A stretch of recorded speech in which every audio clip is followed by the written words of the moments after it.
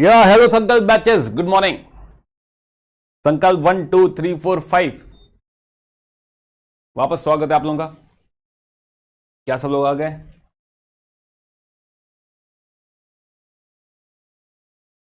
या Harsh Saraf, okay, Lakshmi Yadav, Tony, good morning sir. Volume 1 2 3 4 5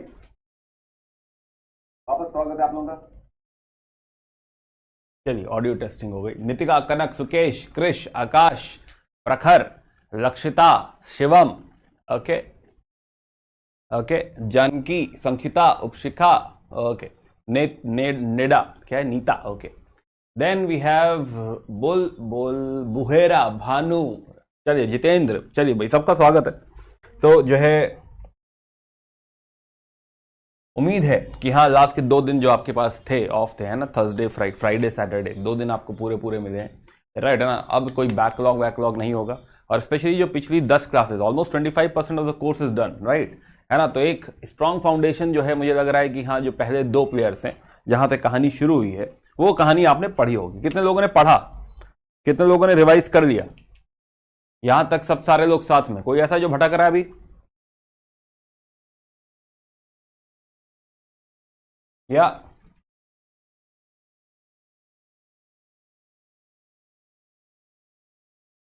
क्या कोई ऐसा है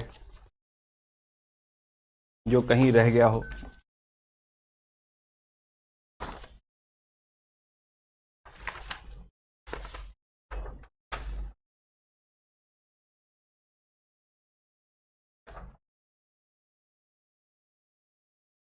पढ़ लिया सबने?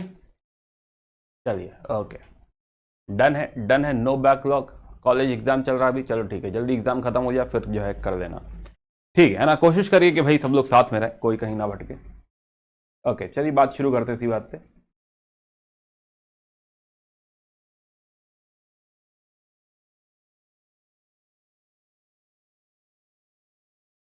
नहीं हुआ है सर अभी, ओके ओके।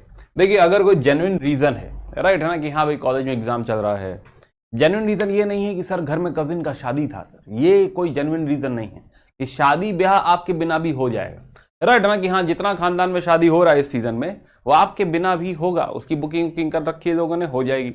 अनटिल अनलेस आप ही के घर में बहन की शादी है, पूरी जिम्मेदारी आप ही पे है, तो अलग बात है।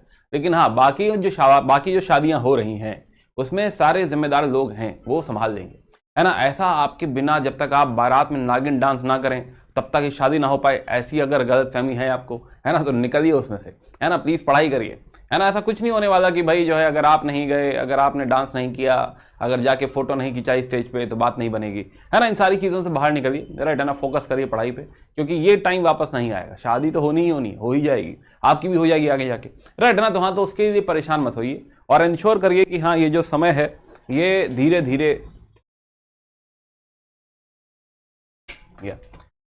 आप इस समय का सदुपयोग कर रहे हैं और पढ़ाई कर रहे हैं। सबसे इंपॉर्टेंट बात यही है, इनिशियल स्टेज में अगर अच्छा फाउंडेशन आप बिल्ड करके ले गए, इस समय अगर सब्जेक्ट पे धीरे धीरे कमांड आने लगा, तो पहले एक सब्जेक्ट पे कमांड आएगा, आपको पता चल जाएगा कि हाँ इतना क्वांटिटी चाहिए होता है, राइट, है ना, इतना पढ़ना पड़ता है, तो आदत बन जाएगी। फिर अगले सब्जेक्ट में भी ऐसा ही करोगे, राइट। तो ये आदत धीरे धीरे सारे सब्जेक्ट्स आपके लिए सॉल्व कर देगी, या है ना। तो बहुत इंपॉर्टेंट है ये। तो प्लीज जो है, दुनिया को जो चल रही है वो चलती रहेगी, आपके बिना भी चलती रहेगी, है ना। हजारों सालों से चल रही है आपके बिना, तो सब कुछ होता रहेगा, आपके बिना भी होता रहेगा, है ना। तो इतना इंपॉर्टेंस नहीं देना है कि मैं बहुत जरूरी हूं, जब तक मैं बाहर घूमने नहीं जाऊंगा, दोस्तों से मिलूंगा नहीं, क्या पता अगर मैंने जाके अगर रेस्टोरेंट में खर्चा नहीं किया तो क्या पता रेस्टोरेंट बंद हो जाए, है ना। ये सब नहीं सोचने का, दुनिया आपके बिना भी चलती रहेगी।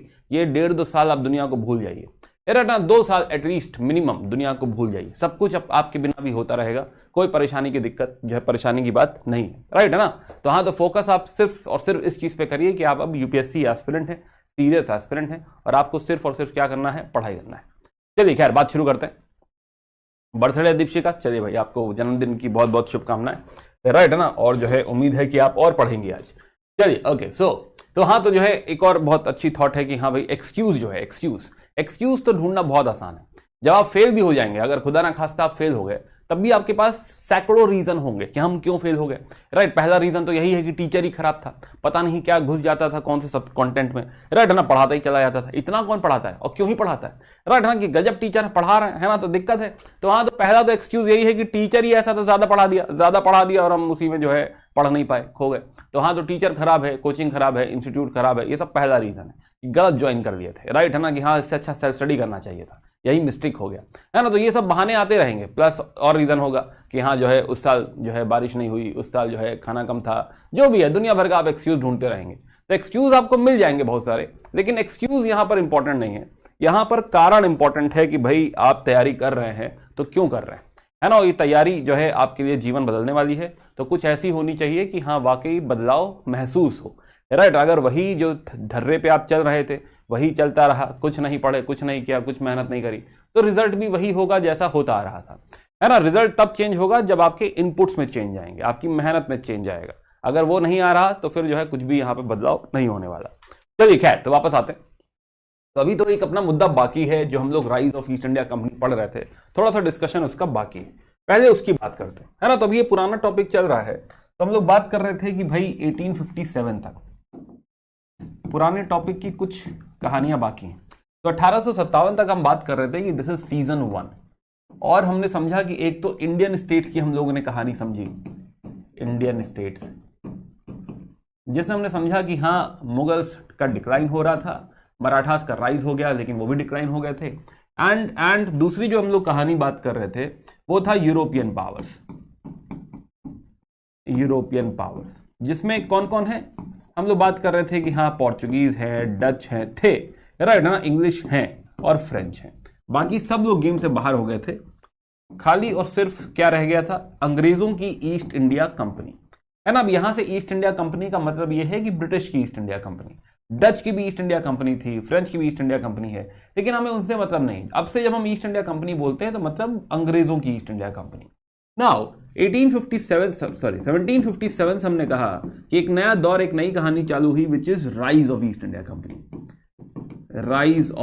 इंडिया कंपनी, जिसमें एक एक स्टेट करके, है ना, कि एक एक स्टेट करके, पहले बंगाल हारा, बंगाल के बाद अवध हारा, अवध के साथ साथ मुगल्स हार गए, राइट। तो एक एक स्टेट करके जो है हमने गिरना शुरू किया, क्योंकि it was the case of fragmented polity, कि हाँ फ्रैगमेंटेशन था, है ना, हम नहीं संभाल सकते थे, हमारे पास कोई ऐसा स्ट्रॉन्ग यूनिटी पावर ये सब एग्जिस्ट नहीं करता जिसका फायदा उठाया जा सकता है।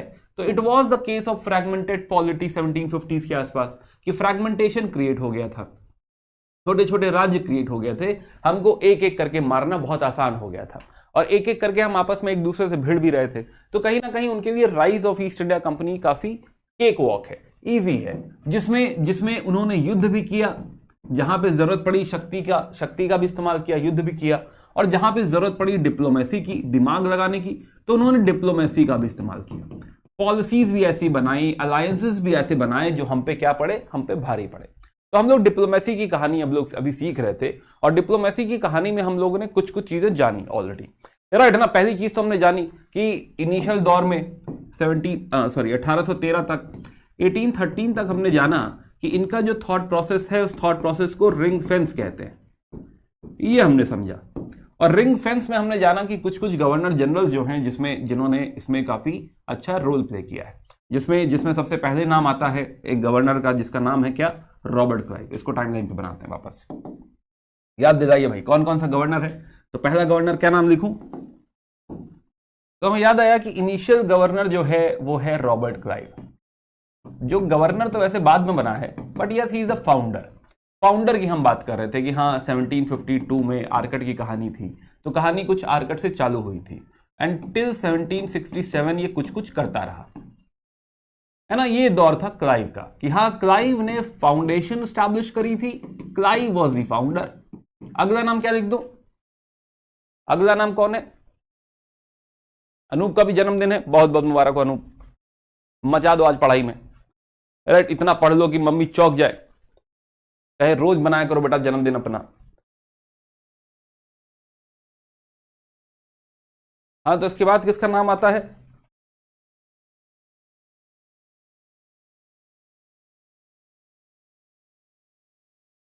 या वॉरेन हेस्टिंग्स, बहुत बढ़िया। इसके बाद हमने सीखा कि हाँ एक वॉरेन हेस्टिंग्स आए 1772 से और 1785 तक वी हैड वॉरेन, राइट, रट गया है तो ये सब तो है ना, वॉरेन हेस्टिंग्स। तो ये टाइमलाइन पे अंग्रेजों की हमें कमांड होना चाहिए कि कौन कौन है, राइट है ना। वॉरेन हेस्टिंग्स, वॉरेन हेस्टिंग्स के टाइम हमने समझा कि हाँ कुछ तो इंपॉर्टेंट बैटल्स इनके टाइम में हैं। पहली बात यहीं से पोस्ट शुरू होती है गवर्नर जनरल ऑफ बंगाल, जो आज हम समझेंगे कि क्या होता है, राइट। दूसरा हम बात कर रहे थे कि यहीं पे कुछ लड़ाइयां हैं, एक रोहिल्लास के साथ लड़ाई है इनकी, रोहिल्लास वाली लड़ाई है 74 में। फिर जो है मराठास के साथ झगड़ा चालू हो गया है, ट्रीटी ऑफ सालबाई करी थी हम लोगों ने 82 में, और मैसूर के साथ भी झगड़ा। तो 3 बड़े झगड़े जो है इनके टाइम में हमें देखने को मिल रहा है। इसके अलावा एडमिनिस्ट्रेशन में हम बात कर रहे थे कि क्या कह रहे थे इनको, एडमिनिस्ट्रेटिव ऑर्गेनाइजर कह रहे थे। आज 4 क्लासेस हैं, अच्छा चलिए भाई शुभ दिन है आज, फिर 4 क्लासेस हैं आज, क्या बात है, मचा दो बिल्कुल, राइट है ना। तो हाँ तो ये बात करी हमने। इसके बाद हम बात कर रहे थे कॉर्नवालिस को भेजा गया था, राइट है ना, टिल 93 समवेयर, 86 और 93 we had Cornwallis. Cornwallis is father of civil services, इससे भी ध्यान रखते हैं। दूसरा एक और वॉर जो 92 में हो रही है मैसूर वाली, वो भी कॉर्नवालिस के टाइम में हो रही है। प्लस एडमिनिस्ट्रेशन में बहुत अच्छा कंट्रीब्यूशन है इनका, एडमिनिस्ट्रेशन में सिविल सर्विसेज वगैरह सेटल करने में। एक रेवेन्यू में पढ़ेंगे हम लोग, revenue settlement which is zamindari, right है ना, या परमानेंट सेटलमेंट, वो भी इन्होंने सेटअप किया है, वो भी इन्होंने सेटअप किया है, राइट है ना, कॉर्नवालिस। और उसके बाद हम लोग बात कर रहे थे कि हाँ 1800 के आसपास टिल 1805, राइट 98 से वी हैड कौन, क्या नाम था इनका, रिचर्ड वेलिस्ली। इनका भाई भी था एक आर्थर वेलिस्ली, रिचर्ड वेलिस्ली। रिचर्ड वेलिस्ली के बात के बारे में 2 बातें हम हमेशा याद रखते हैं, पहला फ्रांस, दूसरा subsidiary alliance. Now we understand कि हाँ इसने क्या कांड किया था, सब्सिडरी अलायंस है ना, डिटेल में पढ़ा हम लोगों ने। और तीसरा मैसूर वॉर, टीपू का खात्मा, राइट ना। तो हाँ तो लगातार तीनों ही गवर्नर जनरल्स ने मैसूर वॉर में पार्टिसिपेट किया है, यस। प्लस इसका एक और कंट्रीब्यूशन सब्सिडरी अलायंस में कि हाँ एक बड़ा जो चैलेंजर था मराठास के साथ सब्सिडरी हो गया था, और भी लोगों के साथ हुआ था, बट हाँ मराठास याद रखने लायक है कि हाँ मराठास साथ क्या हो गया, सब्सिडरी हो गया। इसके बाद मिंटो अगर आए थे, मिंटो दोस्ती की बातें कर रहे थे, but not important for us. अब यहां से हमने बात कही थी कि यहां से एक नया दौर चालू हो रहा है, विच इज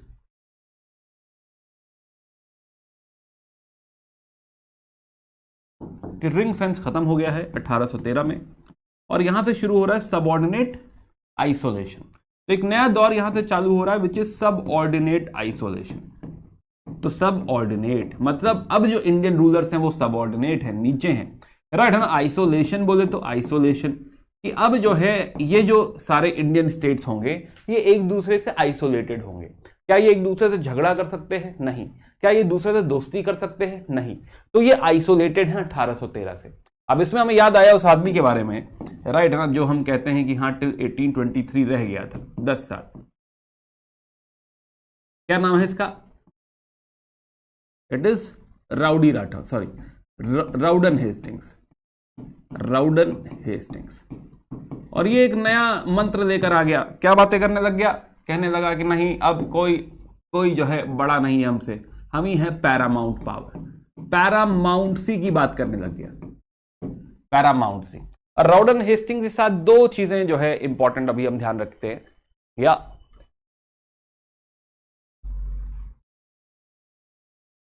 क्या क्या याद है राउडन के बारे में? राउडन हेस्टिंग्स पैरामाउंटसी का कॉन्सेप्ट ले आया ये। अब ऐसा पैरामाउंटसी कोई पॉलिसी नहीं है कि अप्लाई कर रहे हैं, पैरामाउंटसी एक फिलॉसफी है, एक थॉट प्रोसेस है कि अब तक इसके पहले पैरामाउंट पावर पता है कौन थी? इसके पहले पैरामाउंट पावर मुगल्स थे कि भारत पे किसका हक है? भारत पे मुगल्स का हक है। या ट्रीटी ऑफ सगौली, बहुत बढ़िया, राइट ना। कि एक तो नेपाल के साथ हम लोगों ने ट्रीटी करी थी, तो 2 चीजें याद रखने लायक है, एक मराठास का दी एंड था ये, और दूसरा नेपाल के साथ एक ट्रीटी करी थी 16 में, which was treaty of Sugauli, या है ना। तो ये 2 बातें कम से कम हम लोग को हेस्टिंग्स के बारे में ध्यान रहेगी। तो यहां तक हम लोग बात कर चुके हैं। अगर हम यहां तक सारे लोग साथ में हैं तो कहानी और आगे बढ़ाएं, एवरीवन, है ना। चलो क्विक रिवीजन भी हो गया। चलिए अब बताइए जो है यहां तक क्या हम सारे लोग साथ में हैं, भटक तो नहीं रहे कहीं? All okay?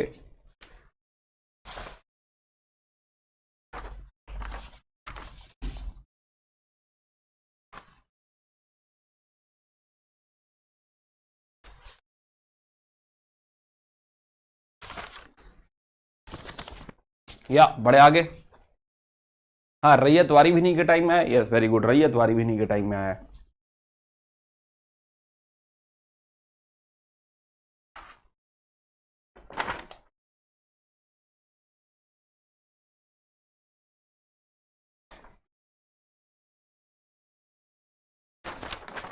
बढ़ा जाए, चलिए चलिए कहानी इसके और आगे बढ़ाते हैं। सुनाओ। अब इसके बाद एक गवर्नर जनरल आते हैं एमरेस्ट, राइट, एमर्स्ट। तो एक बढ़िया से गवर्नर जनरल आ रहे हैं, इनका नाम है एमर्स्ट। तो हम लोगों ने देखा था कहां तक, हम लोगों ने देखा था जो है हेस्टिंग्स तक, यहां तक की बात कर ली थी ना। Before we come to William Bentinck, एक छोटा सा नाम मैं लूंगा which is Amherst, Lord Amherst. Important, not very important, लेकिन फिर भी एक इवेंट इनके दौर में हो रहा है जो कि हम थोड़ा सा मार्क करना चाहेंगे। It is Burma war. तो 1824-26 में एमर्स्ट का वैसे कोई कॉन्ट्रीब्यूशन कुछ खास नहीं है, राइट है ना, माइनर, हमें नाम नाम इधर उधर सुनाई देगा।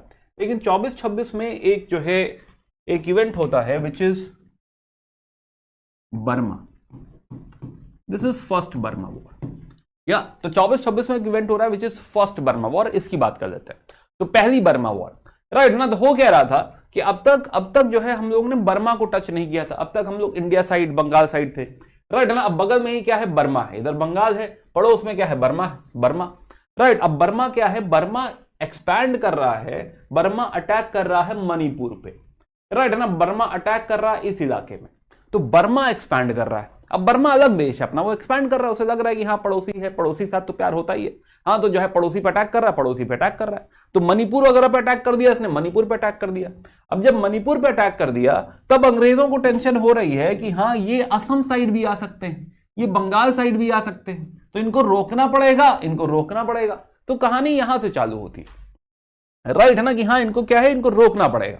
प्लस ब्रिटिश एक रेजिडेंट यहां पर जो है बिठाया गया था, या जो कि यहां पे बहुत अच्छा ट्रीटमेंट या फिर इनको कुछ बहुत अच्छी सक्सेस यहां पर नहीं मिल रही थी। कहां गया, हाँ तो अराकन और मणिपुर में ये लोग एक्सपैंड कर रहे थे, जिससे ये कहानी चालू होती है। तो ब्रिटिशर्स को थोड़ा खतरा फील हुआ कि हाँ भाई तो जो है आगे भी आ सकते हैं, ये हमारे असम में भी आ सकते हैं। तो 1824 में अंग्रेजों ने इनके ऊपर चढ़ाई कर दी, राइट ना। जाके रंगून पहुंच गया, रंगून, और जो है रंगून देखा जाए कहां पे है, तो रंगून इज बेसिकली ये थोड़ा southern part, this is Rangoon. Rangoon पहुंच गए लोग, रंगून पे अटैक किया, या तो इनकी जो कैपिटल है वो बेसिकली आवा होती है, आवा। तो आवा पे इंपैक्ट आने लग गया। तो हाँ, तो ये एकदम से बर्मा बैकफुट पे आ गया, ये एमर्स्ट के टाइम में हो रहा है, एमर्स्ट। तो बर्मा एकदम से यहाँ पे बैकफुट में आ गया, राइट ना। बर्मा ऐसा नहीं, लड़ाई हुई, उन्होंने कोशिश भी करी, भिड़ने की कोशिश करी, but of course Britishers are very powerful, है ना। तो हाँ, तो अब तक काफी स्ट्रांग हो चुके हैं भाई, हम जो है 1800 की अब बात कर रहे हैं। तो यहां पर फाइनली बर्मा ने जो है गिव अप कर दिया और बोला सर ट्रीटी कर देते हैं, खत्म करते हैं, समझौता कर देते हैं। तो this is treaty of Yandabo. तो 1826 में एक ट्रीटी ऑफ यंदाबो होती है।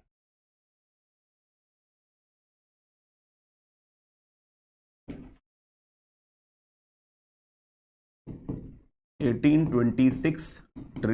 Of Yandabo, treaty of यंदाबो।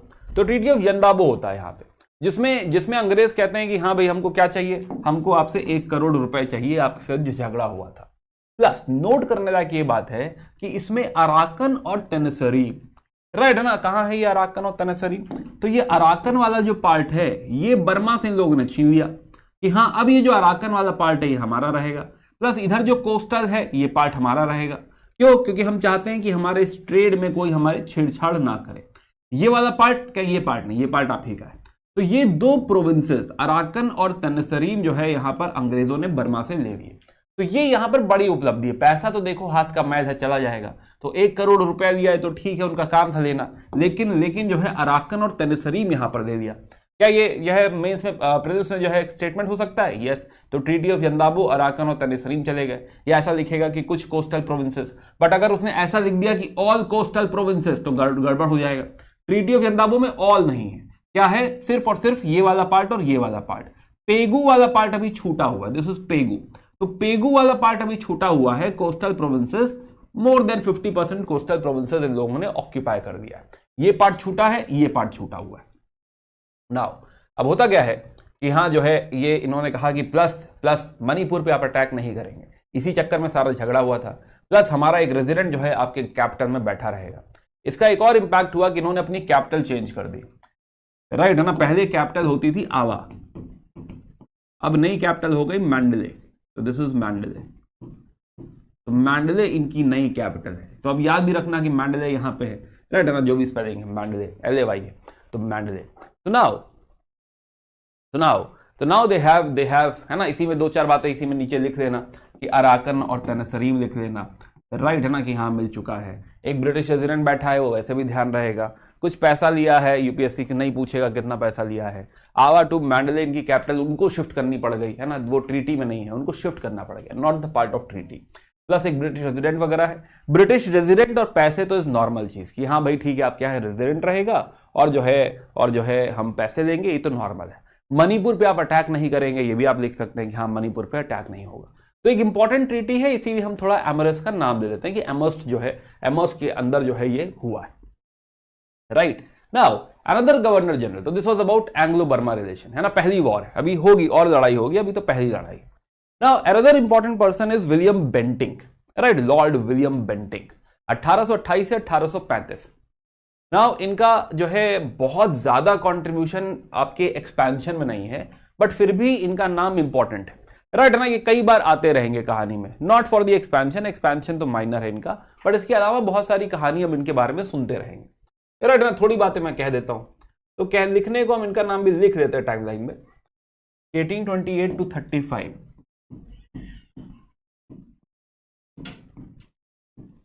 We have William Bentinck. दो बातें कह देते हैं इनके बारे में, है ना, वरना इनकी आत्मा को बुरा लगेगा, राइट है ना, कि मैंने इतना कुछ किया, अभिषेक सर ने बताया नहीं मेरे बारे में,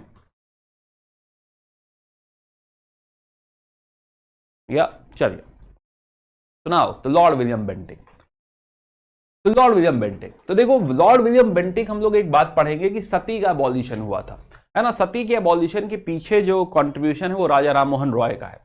तो राजा राम मोहन रॉय विलियम बेंटिक से मिले थे। राजा राम मोहन रॉय बहुत चिट्ठियां लिखते थे अंग्रेजों को कि हाँ ऐसा कर दो वैसा कर दो। तो वन ऑफ द कंट्रीब्यूशन जो हम आगे पढ़ेंगे सोशल रिफॉर्म में, कि हाँ सती का एबॉलिशन बेसिकली किसका कंट्रीब्यूशन है, लॉर्ड विलियम बेंटिक का कंट्रीब्यूशन है, राइट ना। आपके पास जगह हो तो यहीं एक एक शब्द लिखते रहिएगा कि हाँ सती का जो एबॉलिशन इन्होंने किया है, राइट ना। प्लस एक और चीज चल रही थी अंग्रेजों में, इंडिया में ठगी। तो ठगी आप सुनते ना, बनारस के ठग, यहाँ के ठग, तो ठग करके आपने शब्द सुना होगा।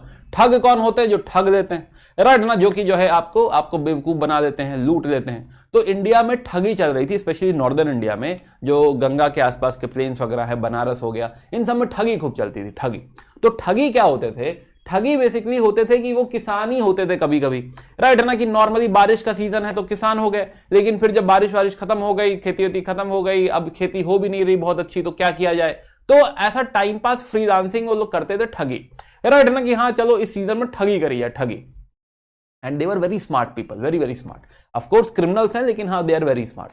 तो ये लोग जो है क्या करते थे, ये लोग ट्रैवलर्स को पकड़ते थे कि हाँ कोई जो है राहगीर इनको मिल गया, ये भी ट्रैवलर की तरह मिल जाते थे, दोस्ती करते थे। जैसे ट्रेन में आपको कभी कभी मिल जाते हैं ठग, राइट है ना, कि हाँ जो है सुना होगा आपने कि हाँ ट्रेन में आपके साथ खूब दोस्ती करेंगे, फिर आपको कहेंगे कि अरे मैं गाजर का हलवा बना के लाया हूँ, तुम भी खाओ, सारे लोगों को खिला देंगे, और जब सारे लोग खा लेंगे सो जाएंगे तो ये सारा सामान लेके अगले स्टेशन पे उतर जाएंगे, है ना। तो कुछ ऐसा ही होता था, लेकिन यहां पर ये लोग सामान लेके उतरते नहीं थे, ये सामान लेते थे, आदमी को मारते थे, और वहीं जो है जो हाईवे होता था या जो जंगल होता था, जंगल में ही गाड़ देते थे।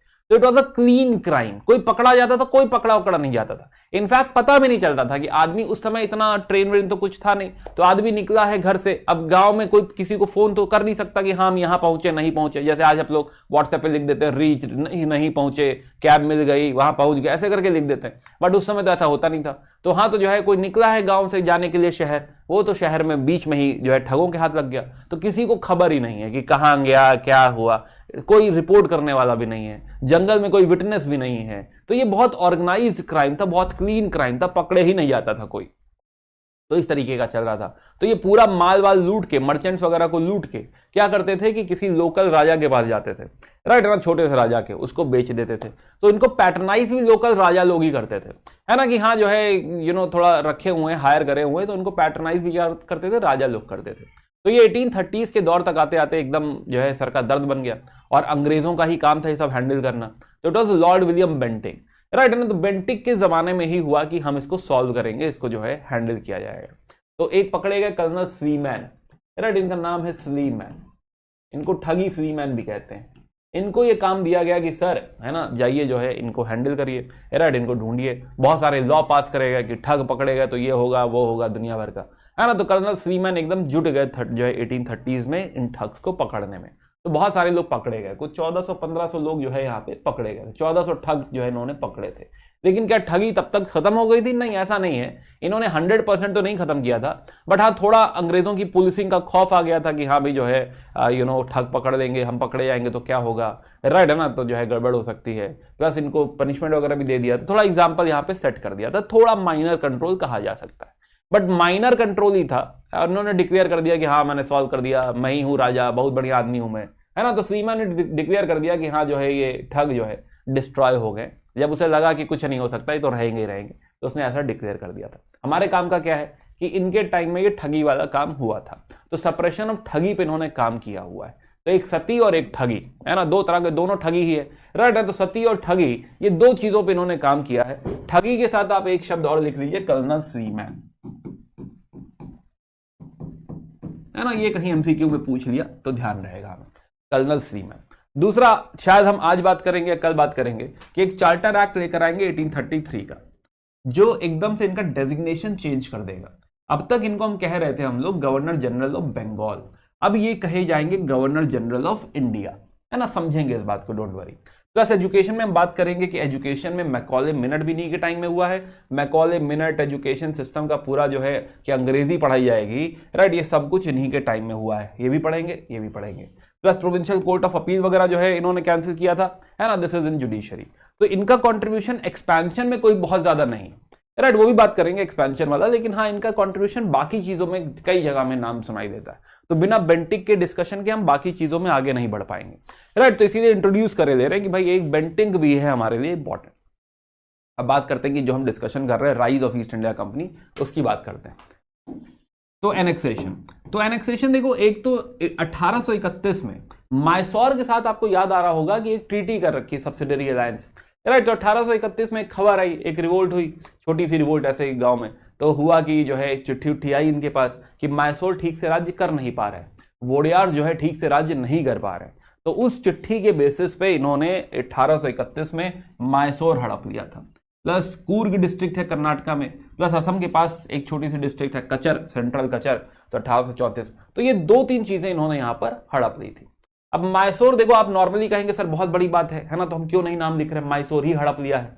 देखो दो बातें, पहली बात तो माइसोर अब पॉपुलर नहीं है, राइट, पावरफुल नहीं है, वो हैदर और टीपू का ही टाइम था। तो माइसोर कोई खतरा नहीं है, Wodeyars are not danger for Britishers, right ना। तो हाँ, तो इसको हड़प लिया तो कोई बहुत बड़ी बात नहीं। दूसरा, ये वापस भी किया जाएगा 1880s में, ब्रिटिशर्स एहसास करेंगे कि गलती हो गई सर, तो वोडियार्स को वापस कर दिया जाएगा। तो इसीलिए मैं कहूंगा माइनर कंट्रीब्यूशन है एक्सपेंशन में, ऐसा कोई मेजर कंट्रीब्यूशन एक्सपेंशन में नहीं है, राइट। तो विलियम बेंटिक का नाम हमने लिखा है, लिखा रहने दो, खाली लिखना चाहो तो माइसोर लिख लो खाली इसमें, और लिखना चाहो तो कचर और कुर्ग भी लिख लो, राइट है ना, कुर्ग और कचर। तो माइसोर कुर्ग सबको कचर दिया है। या यहां तक हम सारे लोग साथ में बढ़े आगे।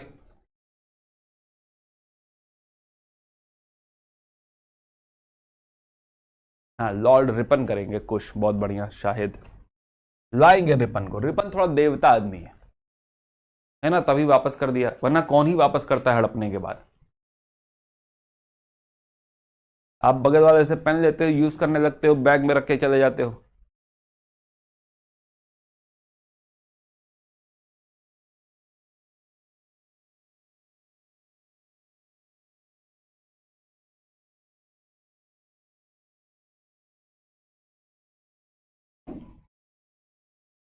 यहां तक था रिंग फेंस।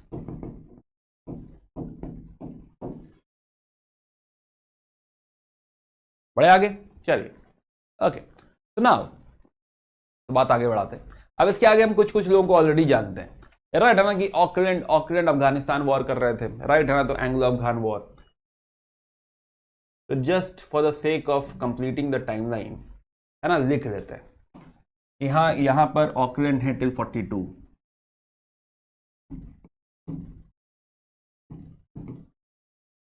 ऑकलैंड में हमको याद है कि ट्राईपार्टाइट ट्रीटी करी थी, and most importantly he is known for Anglo Afghan. इतना क्यों लिखे, अफगान वॉर्स, राइट, इसके लिए जाना जाते हैं। फिर 43 में हमको याद आ रहा है कि there is a person called Ellenborough, Elon,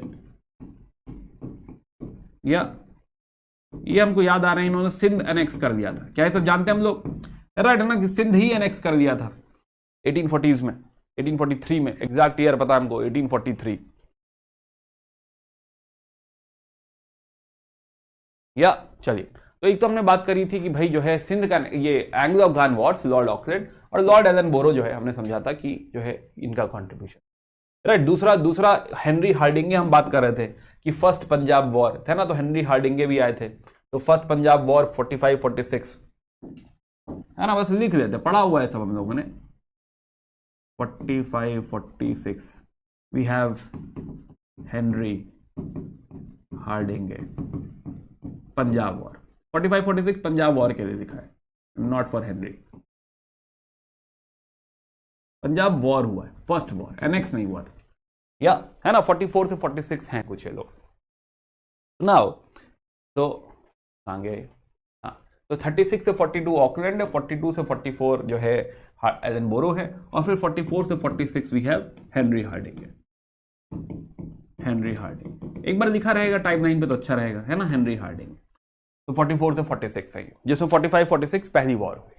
यहां तक हम लोग जानते हैं, राइट है ना। नाउ एंटर्स, अच्छा यहां पे नोटिस करो कि यहां तक आते आते टिल 46, टिल 1846, 1846 तक इंडिया की तो हम बात कर चुके हैं, बट क्या वी ऑल्सो अंडरस्टैंड नेपाल, या क्या वी ऑल्सो अंडरस्टैंड कि हाँ सिंध जो है एनेक्स हो चुका है, पंजाब भी एनेक्स हो चुका है, राइट है ना। इस इलाके में जो है सब्सिडरी रिलायंस वगैरह चल रहा है। कश्मीर अभी सेल होगा अगली ट्रीटी, नहीं इसी ट्रीटी में हो जाएगा, तो कश्मीर भी सेल हो चुका है। तो ये पूरे पार्ट की हम कहानी जानते हैं। प्लस हमने एक और टच कर लिया है विच इज बर्मा, या बर्मा। तो फ्रंटियर्स से हमने समझा कि हाँ फ्रंटियर्स में, या हम जो है बॉर्डर्स पे भी अगर हम देखें तो बॉर्डर्स पे भी हमको समझ में आ रहा है कि सब कहानी हम लोग समझते हैं। अब यहां से मेन कहानी चालू होती है, बड़ी कहानी, मेन तो नहीं बड़ी कहानी, which is last story called Dalhousie. तो यहां से बात करते हैं डलहौजी की, कि अब एक ही असुर एंटर कर रहा है, राइट है ना, डलहौजी। तो 1848 से 1856 last player called Dalhousie.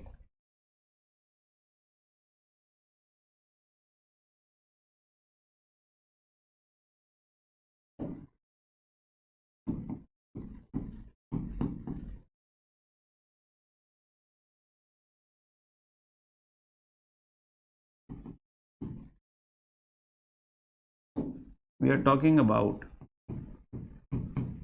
Dalhousie. चलिए लॉर्ड डलहौजी की बात करते हैं हम। यहां तक अगर सारे लोग साथ में, तो लॉर्ड डलहौजी की बात करिए। 48 से 56 Lord Dalhousie.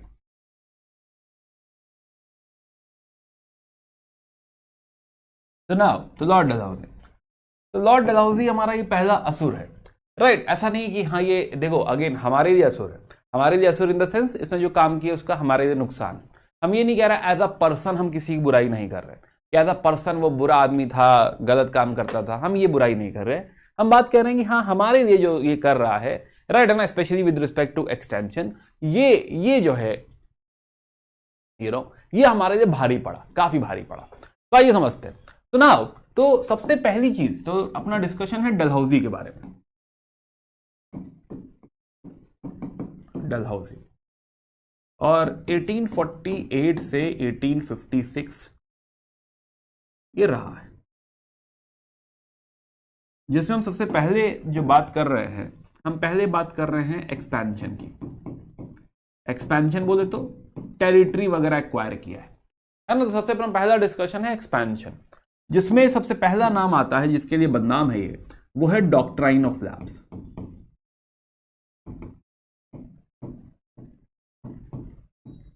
Doctrine of lapse है ना, कि what is doctrine of lapse.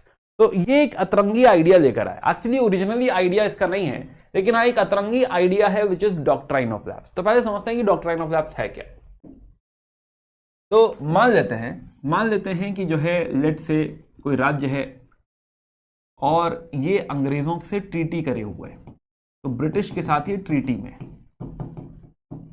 कौन, यहां का राजा, क्या तो यहां के राजा ने क्या करा, अंग्रेजों के साथ ट्रीटी कर ली, लेट से सब्सिडियरी अलायंस कर दिया उसने, क्योंकि बहुत सारे छोटे छोटे स्टेट्स ने क्या कर दिया था, उनके साथ दोस्ती कर दी थी, आप हमें बचा लीजिएगा, राइट। तो ट्रीटी कर रखी थी। तो अंग्रेजों के ये राज्य कैसे थे, प्रोटेक्टोरेट टाइप के राज्य थे कि हम प्रोटेक्शन आपको प्रोवाइड कर रहे हैं।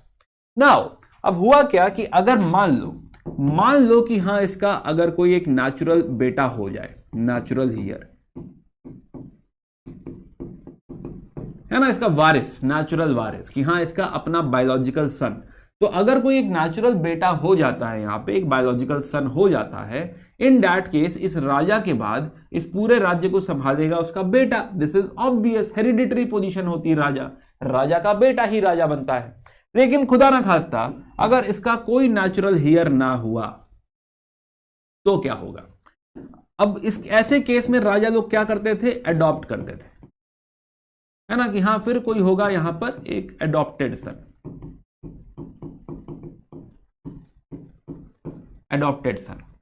अब हिंदू धर्म के हिसाब से, राइट, हिंदू धर्म के हिसाब से चाहे वो नेचुरल सन हो या अडॉप्टेड सन हो, अगर फादर ने कह दिया कि ये मेरा बेटा है तो फिर वो बेटा है, ऐसा कोई दोनों के बीच में डिस्क्रिमिनेशन नहीं होता। इनहेरिटेंस को लेकर कि हाँ वो बेटा या प्रॉपर्टी इनहेरिट करेगा कि नहीं करेगा, या फिर जो इसका जो है राज्य इनहेरिट करेगा कि नहीं करेगा, ऐसा कोई डिस्टिंक्शन नहीं होता। लेकिन अगर ये अडॉप्टेड सन है तो इन दैट केस देखा जाएगा कि राजा का जो राज्य है ये अलग है, और राजा की जो पर्सनल प्रॉपर्टी है, उसके कपड़े, उसके गहने, ऐसा कुछ जो उसके पास रहता है, पर्सनल प्रॉपर्टी, ये अलग है। तो जो नेचुरल सन होता है वो दोनों पा जाता है, राइट है ना, राज्य भी पा जाता है, स्टेट भी पा जाता है, और पर्सनल प्रॉपर्टी भी पा जाता है। लेकिन जो अडॉप्टेड सन है उसका ऑटोमेटिक क्लेम सिर्फ और सिर्फ पर्सनल प्रॉपर्टी पे होगा। स्टेट क्या वो राजा बनेगा, कंडीशन अप्लाइड, राइट है ना। कंडीशन क्या है,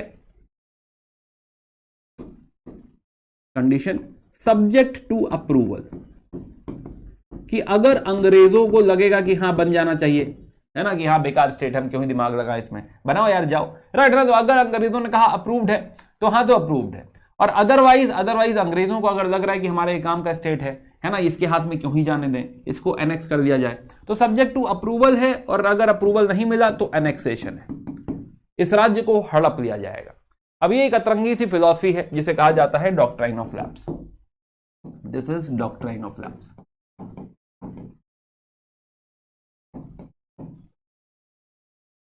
या डॉक्ट्राइन ऑफ लैप्स।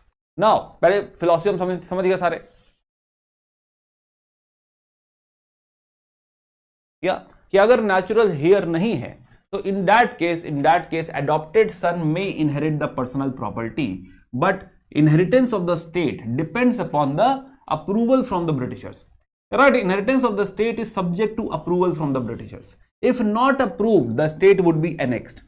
बात समझ आ रही, राइट है ना। अब देखो ऐसा नहीं कि ये पॉलिसी डलहौजी ने स्टार्ट करी, ये जो एग्रीमेंट ये लोग साइन करते थे ना, तो एग्रीमेंट में कहीं ऐसा क्लॉज लिखा हुआ था, राइट है ना, कि हाँ जो है आपका अडॉप्टेड सन को नहीं मिलेगा, ऐसा करके कुछ क्लॉज लिखा हुआ था।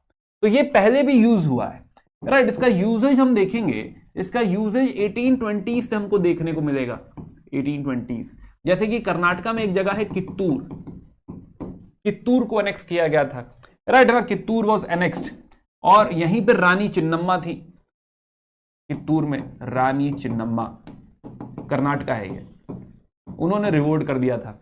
तो it is also a famous, जैसे हम जो है झांसी की रानी की बात करते हैं, राइट है ना, वैसे ही रानी चिन्नम्मा है। तो कर्नाटका में जैसे हम लोग जो है नॉर्थ इंडिया में या यूपी में जो झांसी की रानी है ना, कि खूब लड़ी मर्दानी, वो तो झांसी वाली रानी थी। तो जैसे झांसी की रानी की बात करते हैं, वैसे ही कर्नाटका में Rani Chinnamma is a folk hero.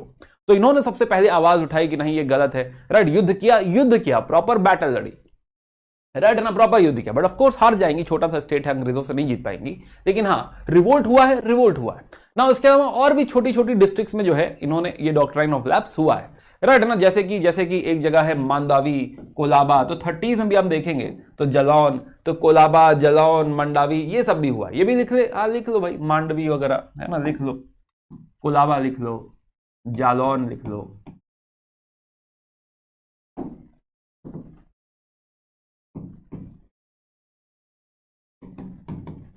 तो ये छोटे मोटे राज्य और भी हुए जिसमें कित्तूर फेमस है, कम से कम एक याद रखना बस, रटना जालौन, ऐसा करके और भी हुए हैं। ईयर वियर रखना नहीं, ईयर नहीं रखना। 1820s में चालू, ये कित्तूर 1824 है, 1824, बाकी 1830s में। तो खैर, तो कहने का मतलब है कि हाँ ये पहले भी पॉलिसी होती थी, लेकिन बहुत छोटी छोटी इत्तू इत्तू है ना, कि हाँ इधर उधर कभी कभी यूज हो गया है ना, 20s में एक बारी, 30s में 3 बारी, ऐसा करके यूज हो गया। लेकिन जब जब यही जो है डलहौजी आता है ना, डलहौजी, तो डलहौजी इस पॉलिसी का दीवाना होता है। डलहौजी निकलवाता है डेटा। अब नॉर्मली देखो, हमें क्या लगेगा कि राजा लोग बहुत सारी शादियां करते थे, राइट ना, बहुत सारी जो है जो है उनके मैट्रिमोनियल अलायंसेज और दुनिया भर की चीजें होती थी, तो बहुत सारी शादियां होती थी, है ना। अब जब बहुत सारी शादियां होती हैं तो हम अज्यूम करते हैं कि हाँ राजाओं के तो जनरली जो है 10-12 बच्चे होते हैं, है ना, 4-5 होते हैं, 2-3 तो होते ही होते हैं। तो हाँ, तो नॉर्मली ये पॉलिसी अप्लाई होगी, हमें ऐसा लगेगा कौन ही फंसेगा इसमें, राइट। नॉर्मली हमको ऐसा लगेगा कि इसमें कौन ही फंसेगा। बट डॉक्ट्राइन ऑफ ये जो डलहौजी आया, तो डलहौजी ने डेटा निकलवाया कि कौन कौन से ऐसे राजा हैं जिनकी डेथ हो गई और एडॉप्टेड सन है। तो पता चला कि कुछ नहीं तो ऐसे 59 स्टेट्स हैं, 59 स्टेट्स। डलहौजी मुस्कुरा दिए, राइट है ना, कि हाँ ये तो मौका मिल गया भाई, है ना। तो इन्होंने हड़पना चालू करा, इन्होंने एक तरफ से इन स्टेट्स को हड़पना चालू किया, जिसमें पहला इंपॉर्टेंट नाम मैं कहूंगा इज सतारा। सतारा जानते हैं हम लोग, क्या है सतारा?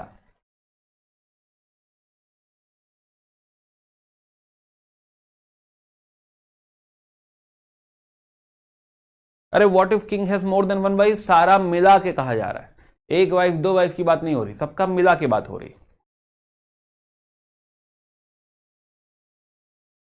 एक हो, 2 हो, 4 हो, 10 हो, जो भी हो, है ना, हम लोग सारा मिला के डिस्कशन कर रहे हैं दोस्त।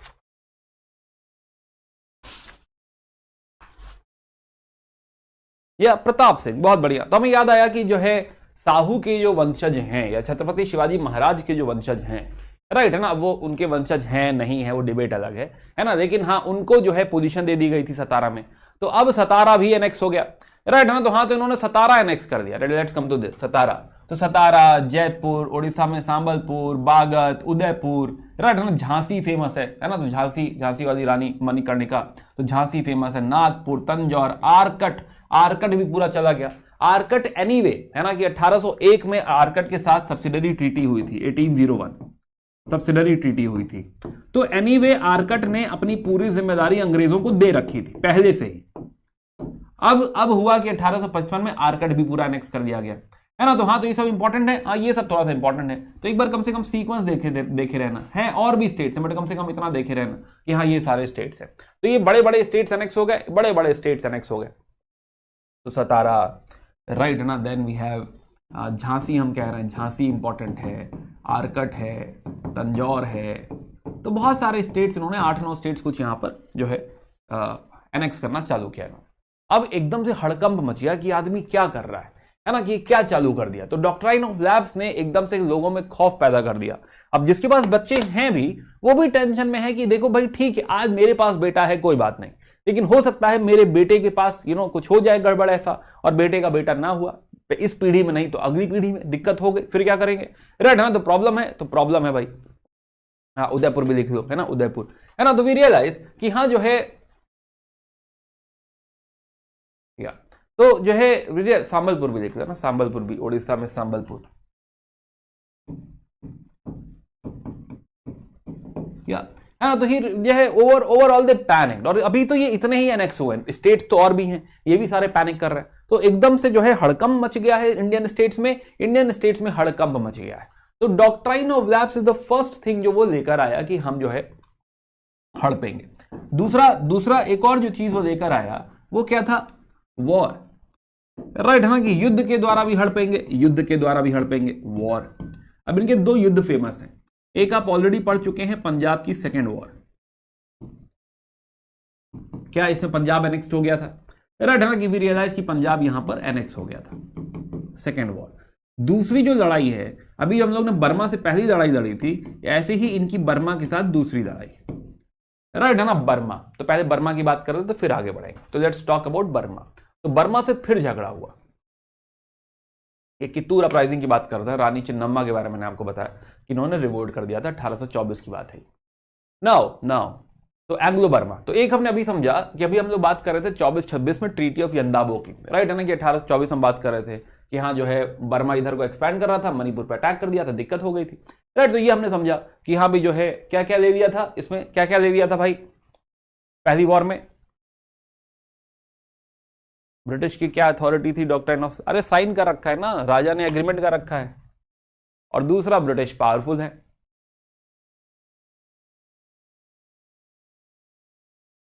संबलपुर बोलते हैं, संबलपुर, अच्छा।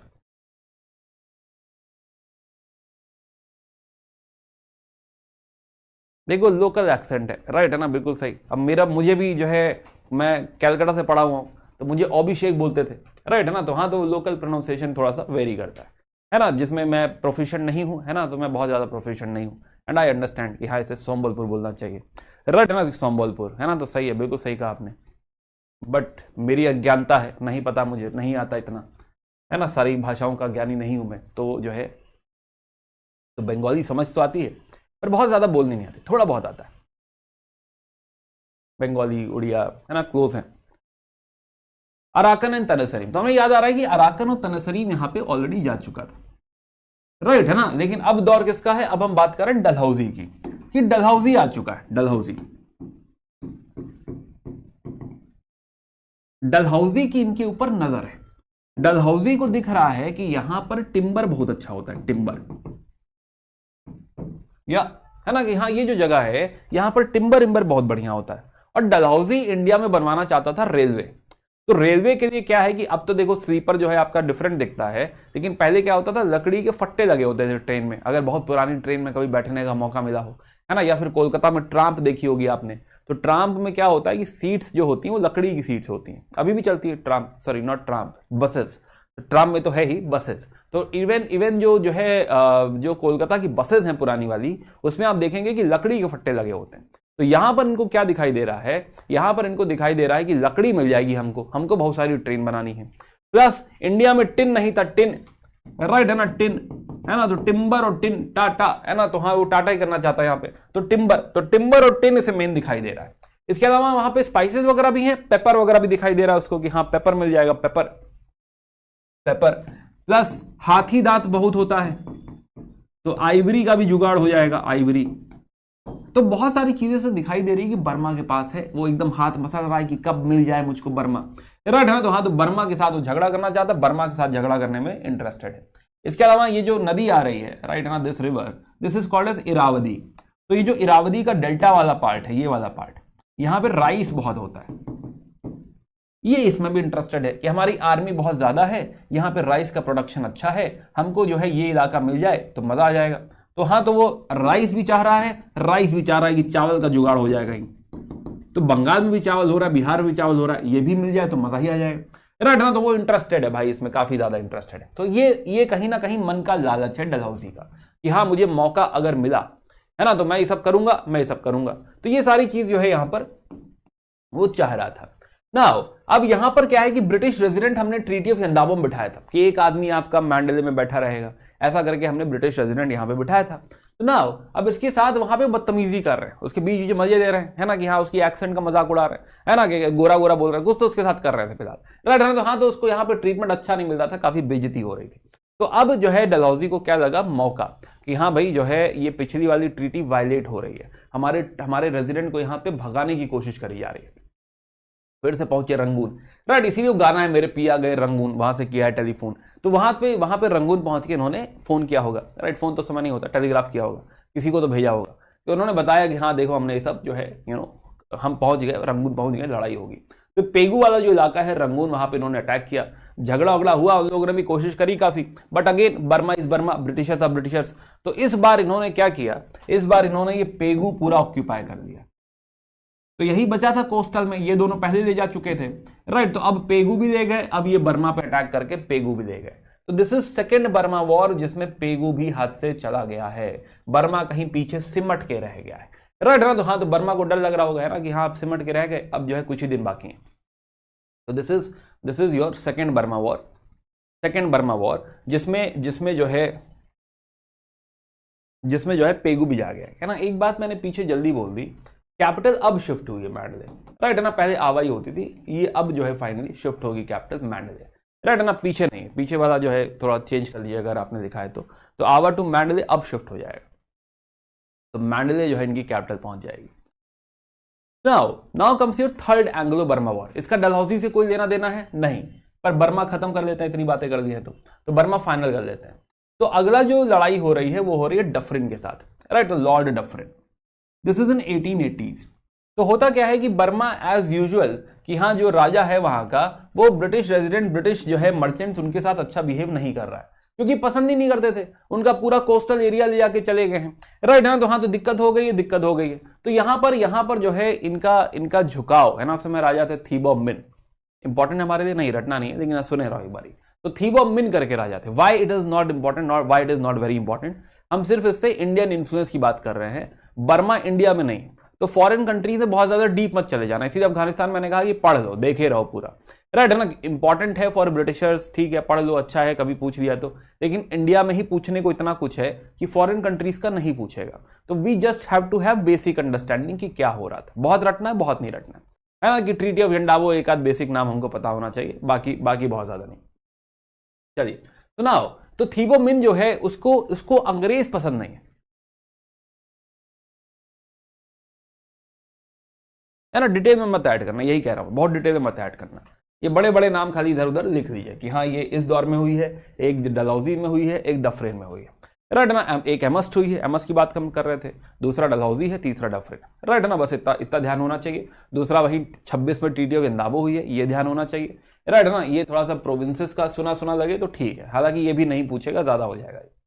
तो नाउ तो थीबोमिन क्या करते हैं, थीबोमिन उस समय 80s के आसपास, थीबोमिन यहां पर अंग्रेजों से अच्छा बिहेव नहीं कर रहे, तो अंग्रेजों को बहुत बेइज्जती फील हो रही है, राइट है ना। प्लस यहां पे वो फिर ये भी फ्रांस से दोस्ती करने की कोशिश कर रहे हैं। अब ये पुराना फॉर्मूला है कि हाँ जो है फ्रांस से दोस्ती कर रहा है, ऐसा कैसे होने देंगे, तो झगड़ा कर लो, तो झगड़ा कर लो। तो फिर से झगड़ा हुआ है, तो 1885 में फिर से झगड़ा हुआ है, एज यूजुअल बर्मा है, ब्रिटिशर्स हैं, है ना। तो इस बार पूरा ही बर्मा जो है ये लोग ऑक्यूपाई कर लेंगे। तो हाँ, तो 1885 में आके 1885 में ये जो पार्ट बच गया, ये भी बर्मा का जो है ये लोग ले लेंगे, yes. And this total Burma becomes part of British India. ये बर्मा कोई फिर अलग देश नहीं रहेगा, ये इंडिया का ही पार्ट बन जाएगा, इंडिया का ही पार्ट बन जाएगा। तो it will be treated as कि हम जो भी एक्ट्स वगैरह लेकर आएंगे, Burma will be treated as a province, कि हाँ ये प्रोविंस इंडिया का प्रोविंस है, ये इंडिया का पार्ट। तो for very very long time till 1835, तो टिल 1935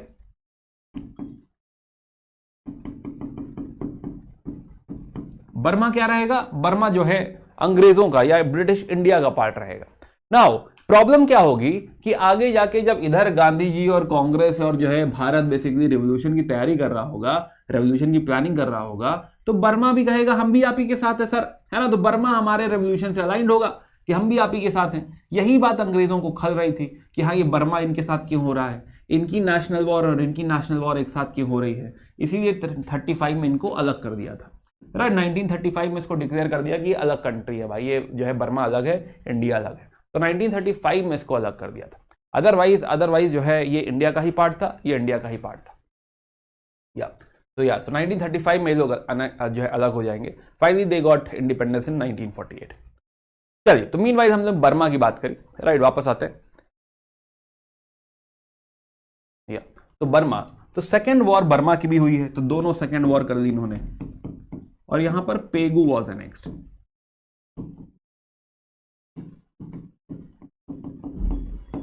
या यहां तक हम साथ में। तो वॉर, तो दो इंपॉर्टेंट वॉर हैं, पंजाब एंड बर्मा।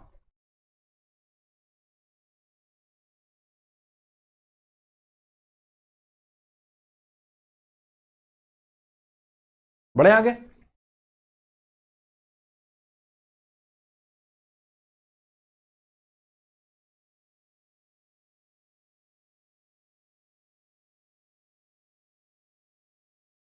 या तीसरी बात करते हैं। तीसरी बात है, तीसरी इनकी जो एक्सपेंशन में पॉलिसी है उसका नाम है कुछ भी। राइट ना, कि कुछ भी कर रहे हैं इसके बाद ये। तो एक इन्होंने हरकत करी थी which is miss government. Miss government का बेसिस, मिस गवर्नमेंट के बेसिस पे इन्होंने टारगेट किया था अवध को। अवध जो कि ट्रीटी ऑफ इलाहाबाद के बाद दोस्त था, 1800 के आसपास, 1801 में सब्सिडरी अलायंस भी इन्होंने साइन कर दिया था।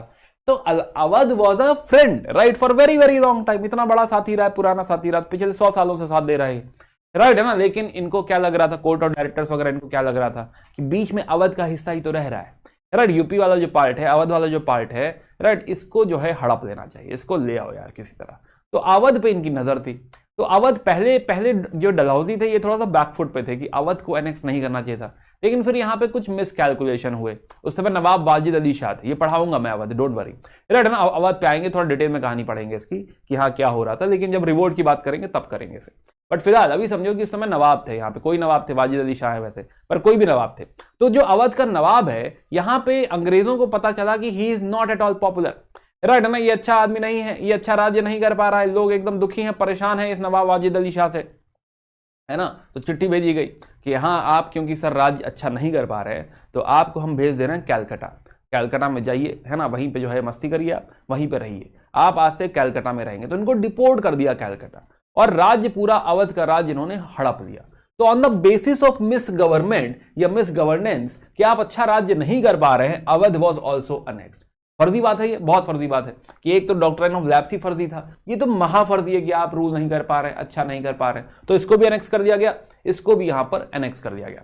तो अवध वॉज एनेक्स। हाँ, जो कभी हमने बफर स्टेट बनाया था वो इवेंचुअली 1856 में, 1856 में इट वॉज ऑल्सो एनेक्स्ड, या है ना। तो अवध भी एनेक्स कर दिया। सिमिलरली एक और जो इन्होंने काम किया था, डॉक्ट्रिन ऑफ लैप्स हम बात कर चुके हैं, हम बात कर रहे हैं अवध की। बेरार, तो बेरार तो यह क्या था कि हाँ जो है वहां के नवाब के साथ कुछ पैसा बकाया था, पैसा वो दे नहीं पा रहा था।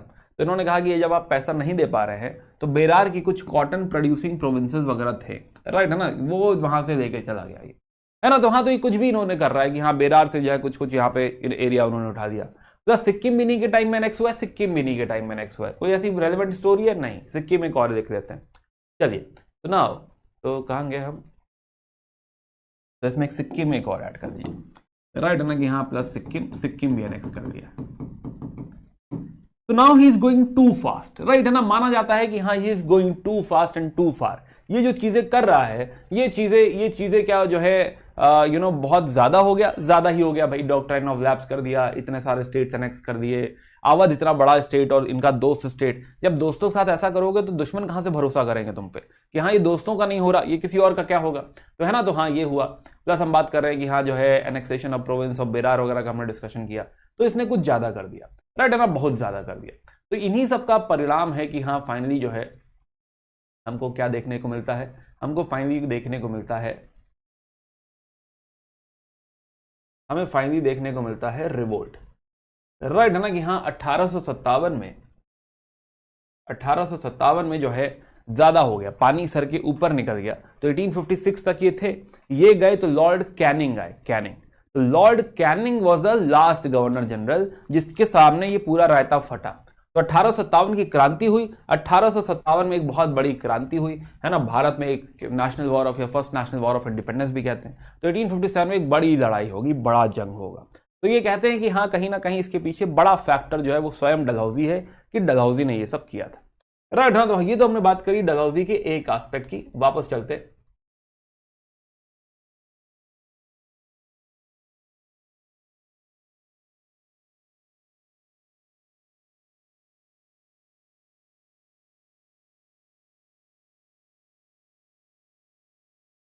या यहां तक हम सारे लोग साथ में टाइमलाइन भी देख लो भाई। अब डलहौजी एक्सपैंड करके लिख दिया तो टाइमलाइन पे नहीं लिख रहा मैं, राइट है ना, वहीं पे एक्सपेंशन बना लो जैसे भी करना है।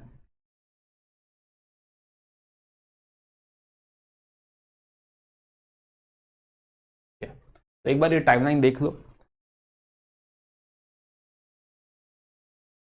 या और इसके बाद कैनिंग आएंगे, इसके बाद है कैनिंग टिल 62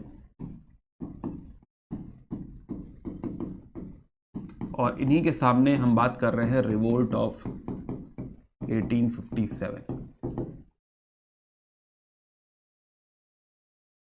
बड़े आगे बेरार का लोकेशन, बेरार का लोकेशन है सेंट्रल इंडिया। हम लोग ने बात करी थी अहमदनगर, बीजापुर, बेरार, बीदर, गोलकोंडा, 5 जिलों की एक साथ बात कर रहे थे ना।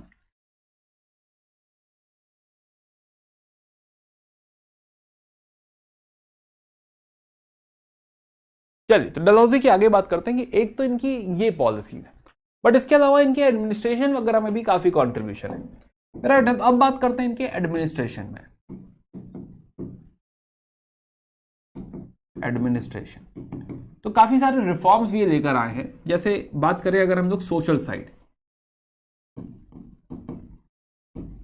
सोशल रिफॉर्म्स, या तो सोसाइटी में कुछ कुछ ये रिफॉर्म्स लेकर आए हैं।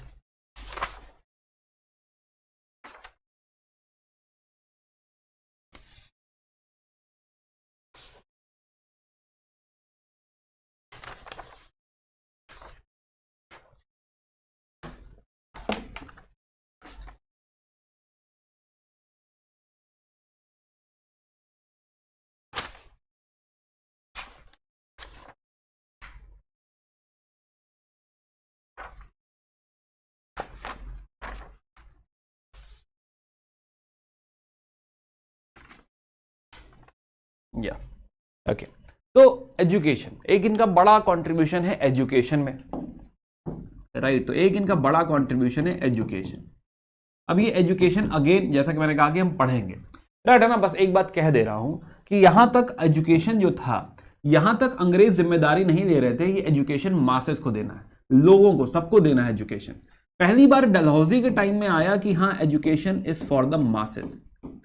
इनके टाइम में एक चिट्ठी आई थी जिसे वुड डिस्पैच बोलते हैं। अभी समझ में आएगा, अभी समझ में नहीं आएगा, कोई बात नहीं, लिख लो बस, राइट है ना, डिस्पैच। कि हाँ इनके टाइम में वुड डिस्पैच आया था और बात हुई थी कि मासेस में हम लोग एजुकेशन देंगे। अनदर बिग कंट्रीब्यूशन इज कि फीमेल एजुकेशन पे इन्होंने खासा काम किया है। इनका मानना था कि हाँ जो है सोसाइटी के अपलिफ्टमेंट के लिए, सोसाइटी की ग्रोथ के लिए महिलाओं का पढ़ना बहुत जरूरी है, राइट है ना। तो महिलाओं का पढ़ा लिखा होना बहुत जरूरी है। तो फीमेल एजुकेशन पे इन्होंने खासा खर्चा किया है। इनफैक्ट उस समय एक नाम हुआ बेथ्यून। तो बेथ्यून, तो इनका पूरा नाम है ड्रिंक वाटर बेथ्यून, है ना। अगेन इसकी टेंशन मत लेना, पढ़ेंगे हम लोग, ये टॉपिक पे आएंगे हम लोग। अभी बस हम लोग डलहौजी के कंसर्न उसमें बात कर रहे हैं, कंसर्न बात कर रहे हैं, तो कहे ले रहे हैं। तो बेथ्यून के साथ इनकी अच्छी दोस्ती थी, बेथ्यून को इन्होंने अच्छा खासा सपोर्ट किया। इनफैक्ट अपनी सैलरी भी लगा दी, अपनी जेब से पैसे भी लगा दिए। तो पर्सनल साइड अगर देखें तो एक क्लाइव था जो पैसा बटोर के लेके गया था, एक डलहौजी था जो अपने ही जेब से पैसा लगा रहा है और फीमेल एजुकेशन पे काम करवा रहा है, राइट ना। तो ये सब भी इनके टाइम में हुआ है, ये सब भी इनके टाइम में हुआ है। तो फीमेल एजुकेशन को खासा सपोर्ट मिला है जो है डलहौजी के टाइम में, यस। इसके अलावा जो है एक एक्ट जो है इन्होंने पुश किया था, which is widow remarriage act. ये यही पुश करके चले गए थे कि हम जो विधवाओं की शादी है, ऑफिशियली वी आर सेइंग कि हाँ it is legitimate, it is legal. ऐसा कुछ भी नहीं है, महिलाओं की शादी हो सकती है, सॉरी विधवाओं की शादी हो सकती है। तो 1856 में ये एक्ट आया था। It was signed by Canning, right, it was approved by Canning. लेकिन इसके पीछे जो मास्टरमाइंड है, इसके पीछे जो मास्टरमाइंड नहीं कहना चाहिए, लेकिन इसके पीछे जो है क्रिएटर है वो डलहौजी है। तो this was approved by Canning. Final जो साइन है वो कैनिंग, ये चले गए थे, इनका टर्म ओवर हो गया था, तो कैनिंग ने इसको साइन किया था। लेकिन कंट्रीब्यूशन किसका है? कंट्रीब्यूशन है यहां पर डलहौजी का। तो एक तो एजुकेशन साइड इन्होंने कंट्रीब्यूट किया है। दूसरा जो मेजर इनका कंट्रीब्यूशन है, एक और लॉ की हम बात करेंगे कि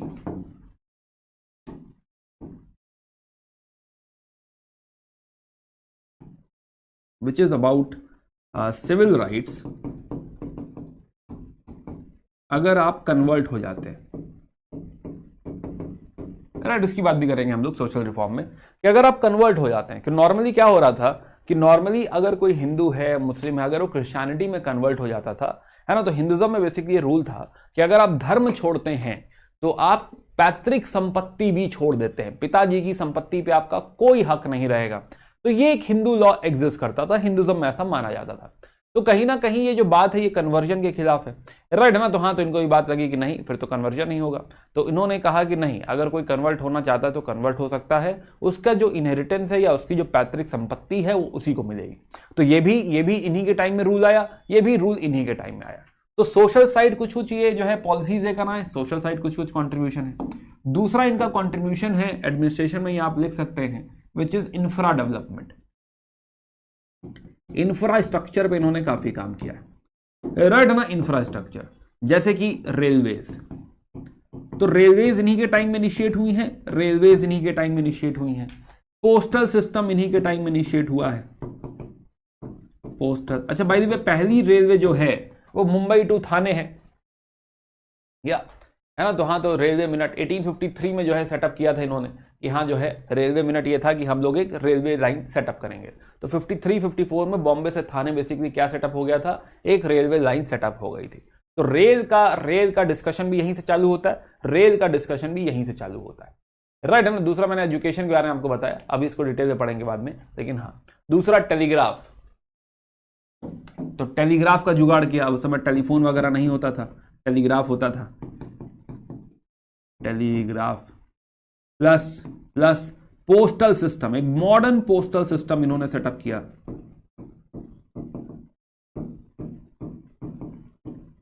पोस्टल सिस्टम, चिट्ठी विट्ठी भेजना थोड़ा आसान हो गया, चिट्ठी वगैरह भेजना आसान हो गया, थोड़ा सस्ता भी हो गया। प्लस इसके अलावा जो है इरिगेशन पे काम किया है, और इरिगेशन में गंगा के ऊपर कनाल्स बनवाए हैं बहुत दूर तक, तो गंगा कनाल सिस्टम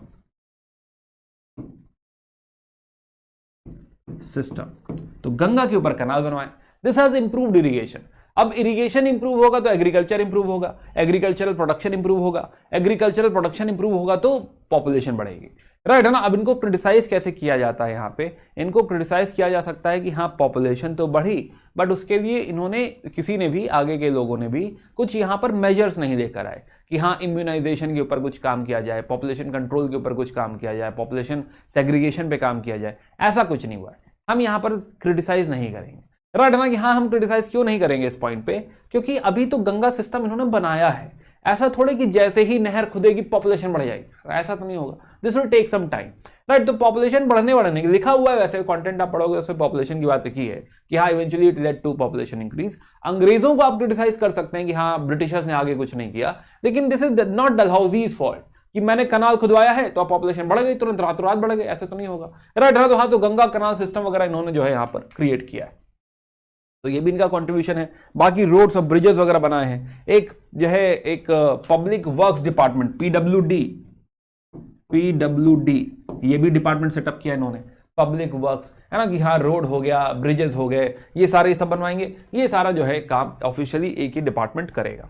तो ये दो इनका जो है मेजर कंट्रीब्यूशन है। तो एक एजुकेशन साइड, सोशल साइड, और दूसरा एडमिनिस्ट्रेशन में infra side. These are some major contribution जो है डलहौजी ने कॉन्ट्रीब्यूट किया है। या इसके अलावा जो है इनकी वजह से कुछ चीजें अगर हम और ऐड करना चाहें तो जैसे कि इंडिया में T culture, forest protection of forest, right है ना। चाय, तो इंडिया में चाय जो पॉपुलर होना चालू हुई है 1840 से पॉपुलर होना चालू हुई है, डलहौजी के टाइम में अच्छा खासा पॉपुलर हो गई है। डलहौजी के टाइम में जो है चाय को अच्छा खासा सपोर्ट मिला है। प्लस एक और बात हम लिखना चाहेंगे इस प्रिजर्वेशन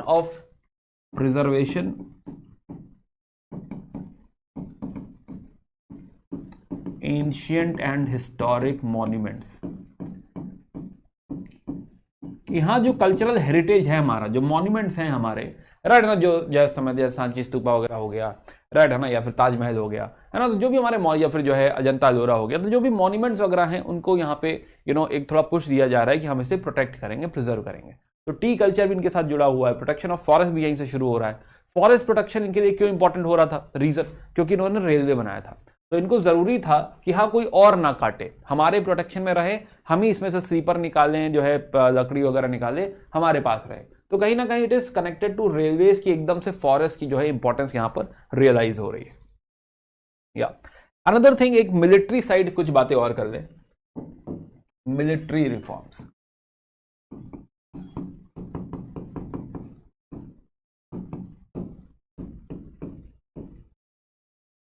मिलिट्री, तो एक जो इन्होंने स्टेप लिया था दैट इज बंगाल में जो आर्टिलरी थी, बंगाल में जो तोपों का डिवीजन था, तोपें बंदूकें सब जो थी, राइट, ये इन्होंने शिफ्ट किया था कि हमारा जो आर्टिलरी डिवीजन होगा, एक हेडक्वार्टर जो आर्टिलरी का होगा, जहां पे सारी तोपें वगैरह रखी जाएंगी, है ना, सारी बंदूकें वगैरह रखी जाएंगी, मेन तो बंदूकें हैं, राइट, है ना, बंदूकें रखी जाएंगी। इन्होंने हेडक्वार्टर शिफ्ट किया था मेरठ, तो आर्टिलरी हेडक्वार्टर टू मेरठ।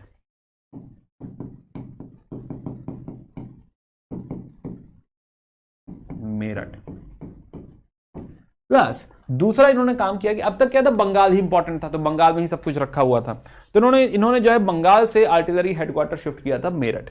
दूसरा, आर्मी का एक हेडक्वार्टर इन्होंने स्टैब्लिश किया था, आर्मी हेडक्वार्टर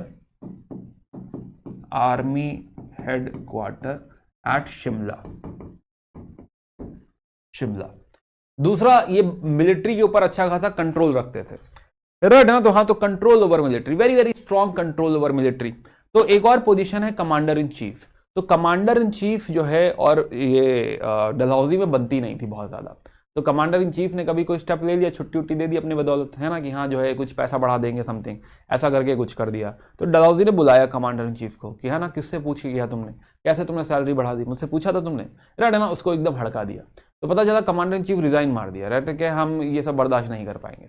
तो कहने का मतलब कि there is you can say थोड़ा तनातनी between Dalhousie and the commander in chief. वो इसलिए क्योंकि इनका एडमिनिस्ट्रेटिव कंट्रोल ओवर मिलिट्री बहुत स्ट्रांग था, ये मिलिट्री को ऐसे हाथ से जाने नहीं देते थे कि अपनी मर्जी से जो पैसा बढ़ाना है बढ़ाओ, जो करना है करो, ऐसा नहीं हो सकता। तो डलहौजी का बहुत स्ट्रांग जो है कंट्रोल एग्जिस्ट करता था मिलिट्री के ऊपर। या चलिए, तो ये सारा कंट्रीब्यूशन किसका है, डलहौजी का है। तो डलहौजी का एक एक्सपेंशन में कंट्रीब्यूशन है, और उसके अलावा जो है किधर कंट्रीब्यूशन है, आपके मिलिट्री साइड में, एडमिनिस्ट्रेटिव साइड में उनका कंट्रीब्यूशन है, सोशल साइड भी कंट्रीब्यूशन है, सोशल साइड भी कंट्रीब्यूशन है, राइट, है ना, तो ये सब जो है इंपॉर्टेंट हो गया। यस, या ना, वाई मेरठ, वाई मेरठ, देखो शुरुआत जो है हो गई थी पंजाब से, प्लस उधर अफगानिस्तान सॉल्व नहीं हुआ था, तो कहीं ना कहीं उसको रियलाइज हो गया था कि नॉर्थ वेस्ट फ्रंटियर जो है इंपॉर्टेंट है, तो नॉर्थ वेस्ट फ्रंटियर के पास हमारे पास कुछ सेटअप होने चाहिए, राइट, है ना, तो हाँ, तो शिमला में हेडक्वार्टर डाल दो, मेरठ में जो है आर्टिलरी डाल दो, इसलिए ऐसा कर लो। या चलिए, तो ये बात हो गई डलहौजी की, एक बार इसको रीड भी करिएगा, राइट, हमने बात कर ली है पूरी, बट आपका होमवर्क है कि आप इसे एक बार पढ़ेंगे, एजुकेशन और सोशल रिफॉर्म्स वगैरह में क्या किया, एजुकेशन और सोशल रिफॉर्म्स में पढ़ाऊंगा, लेकिन आप बाकी बातें आप यहीं से पढ़ लेंगे कि हाँ, रेलवे कम्युनिकेशन पे सेटअप कर रहे हैं, टेलीग्राफ की बात हम कर रहे थे, ये पोस्ट ऑफिस का system, PWD, Ganga canal, right, road और ब्रिजेस वगैरह बन रहे हैं, राइट, प्लस जो है हम बात कर रहे थे कि माइनॉरिटी, हाँ, तो मिलिट्री के ऊपर पूरा कंट्रोल कर रखा है, तो चार्ल्स नेपियर उस समय थे, रिजाइन कर गए थे, राइट, ना, ये सब बातें कर रहे थे, तो मिलिट्री रिफॉर्म्स ने बात करी कि हाँ जो है आपका मेरठ शिफ्ट कर दिया था कैलकाटा से, प्लस परमानेंट हेडक्वार्टर शिमला में आ गया है, ये सब इन्होंने किया हुआ है, राइट ना। चलिए, तो डलहौजी हम देख रहे हैं कि हाँ, इसका इंपैक्ट काफी सीरियस है, काफी बड़ा है, तो फादर ऑफ मॉडर्न इंडिया भी कई बार जो है कह दिया जाता है उनको, हालांकि नहीं कहना चाहिए, लेकिन हाँ, ऐसा भी कह दिया जाता है कि हाँ, मॉडर्न इंडिया जो है एडमिनिस्ट्रेटिव साइड मॉडर्न इंडिया है, वो इनकी वजह से, राइट। चलो सवाल देखते हैं, तो एक 2010 का सवाल है, 2010 में लिखा था कि Dalhousie's predecessor has acted on the general principles of avoiding annexation. सवाल पढ़िए ध्यान से, राइट, कि डलहौजी के जो प्रीडेसेसर थे, मतलब डलहौजी के जो पहले लोग आए थे, वो लोग क्या करते थे, जनरल प्रिंसिपल उनका क्या था, avoid annexation, right, if these could be avoided, otherwise मजबूरी है तो नेक्स्ट कर लो। Dalhousie acted on the principle of annexation if he could do so legitimately, right ना, कि उसका जो प्रिंसिपल है कि हाँ, अगर मैं किसी तरीके से किसी कारणवश अगर मैं एनेक्स कर सकता हूं तो मुझे कर ही लेना चाहिए। His annexation were both of war and peace. Analyse, क्या ये हो पाएगा सवाल, क्या हम यही डिस्कस कर रहे थे?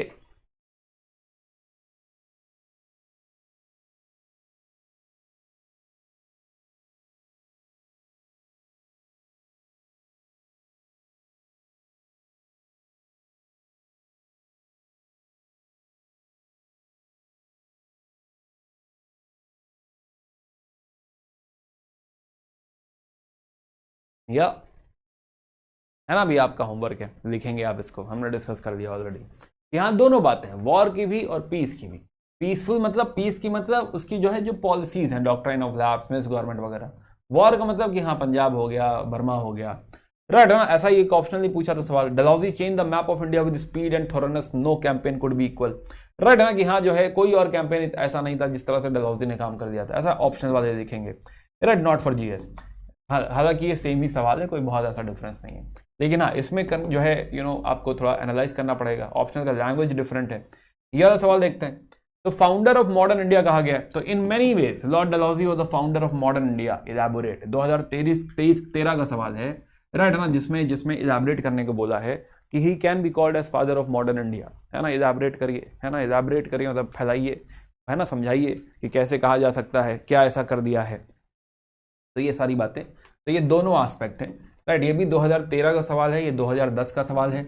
मेंस में थीम्स रिपीट होती हैं, स्टेटमेंट चेंज हो जाएगा, फ्रेजिंग चेंज हो जाएगी, लेकिन कहीं ना कहीं वो इसी बात की बात करेगा।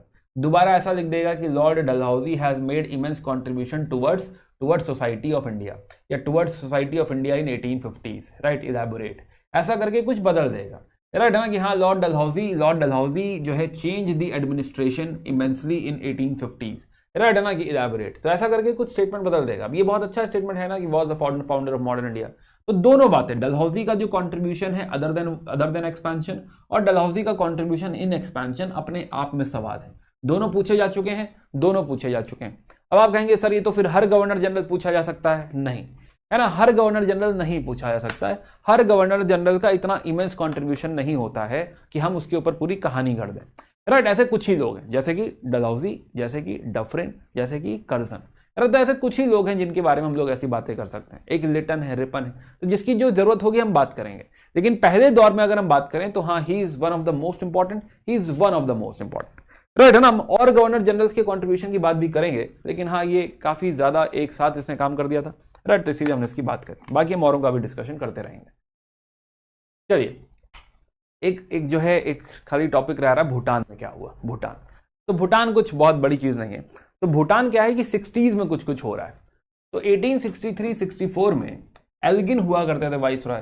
तो इनके कुछ मैसेज जो है दूत वूत गए थे, तो इनको बहुत बेइज्जती बेइज्जती करी गई थी, और प्लस जो है प्लस इनके ऊपर ट्रीटी लगा दी गई थी। तो इनको कुछ कुछ ब्रिटिशर्स को पासेस सरेंडर करने पड़ गए थे, है ना, थोड़ा आसान कर देते हैं कि हाँ अंग्रेजों के साथ भूटान का झगड़ा हो गया था 63-64 में, राइट। ये प्रॉपर वॉर है, प्रॉपर बैटल है नहीं, है ना। यहाँ पर अंग्रेज थोड़ा बैकफुट पे थे और उनको कुछ कुछ चीजें देनी पड़ गई थी। लेकिन फिर क्या हुआ, फिर जो है ब्रिटिश ने वो पासेस वगैरह एनेक्स कर दिए, इनके ऊपर चढ़ाई कर दी, राइट है ना। जिसमें जिसमें जो है भूटान को कुछ कुछ डिस्ट्रिक्ट सरेंडर करनी पड़ी, जिसमें हम लोगों ने चाय उगा ली, राइट। तो भूटान हमने कब्जा नहीं की, हमने मतलब अंग्रेजों ने, तो अंग्रेजों ने भूटान पे कब्जा नहीं किया, उसकी कुछ टेरिटरीज नीचे डेफिनेटली एनेक्स करी गई थी, जहां पे हम लोग चाय उगाते थे। बस यही कहानी है, राइट। ये भिड़ंत कब शुरू हुई, 60s में शुरू हुई थी, 63-64 में। एल्गिन उस समय वाइस रॉय होते थे। या क्या क्वेश्चन 2 में हम एडमिनिस्ट्रेटिव रिफॉर्म्स की बात करेंगे? यस, हम बात करेंगे। हम सोशल, एडमिनिस्ट्रेशन, मिलिट्री, ये सारी बातें करेंगे कि क्यों मॉडर्न लाइंस पे उसने चीजें फिक्स करी हैं, राइट है ना। कि सोशल सोसाइटी की बात भी तो करोगे ना, कि सती को हटाना is also modern thought, right है ना। तो जो है वो भी बातें आप करोगे कि sorry not Sati, window remarriage, right है ना, कि विडो रिमैरिज, फीमेल एजुकेशन, ये सब लाना इज ऑल्सो मॉडर्न थॉट। हाँ तो भाई ये बात करोगे कि हाँ भी लेकर आया वो, है ना। तो हाँ, तो father of modern India, founder of modern India कह देंगे, founder of modern India, not father of modern, founder of modern India.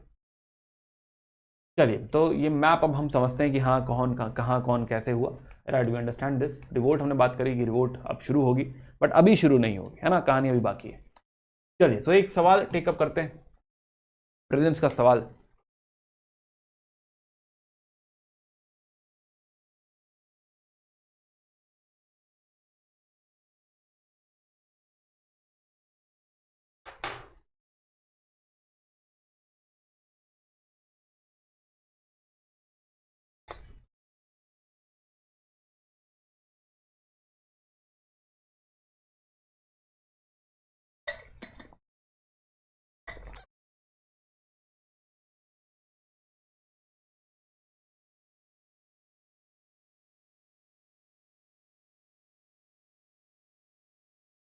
हो गया, 15 सेकेंड है।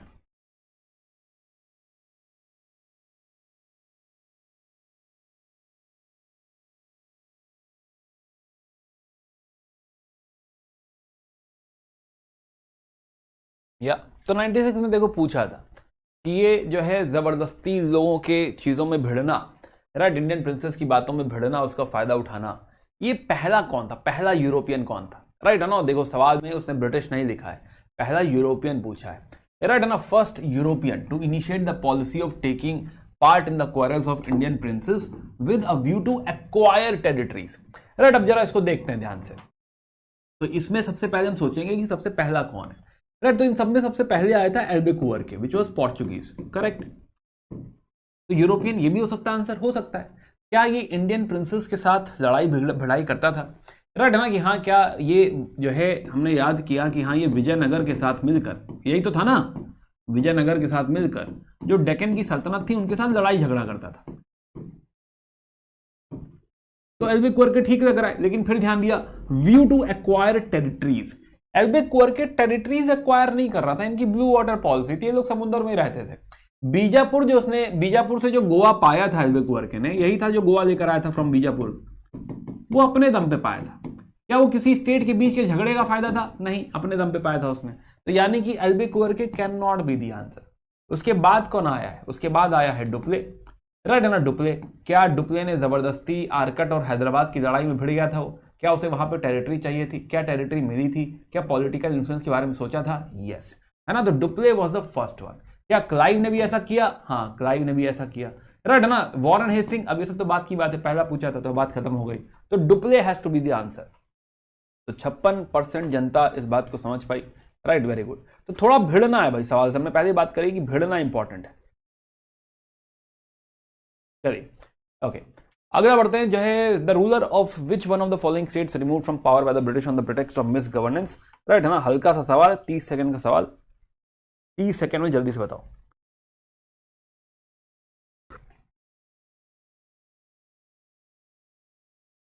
है ना, कुछ लोग लास्ट क्वेश्चन में एल्बेकुअर्के पे टिक कर सकते थे, कर सकते थे भाई, कर सकते थे, क्लोज कॉल था। बट अगर आपने एल्बेकुअर्के पे भी टिक किया है, इसका मतलब आप पढ़ रहे हैं, राइट है ना, मतलब पढ़ाई हो रही, मेहनत हो रही है, कि कम से कम वो कंफ्यूज तो कर पा रहा है आपको।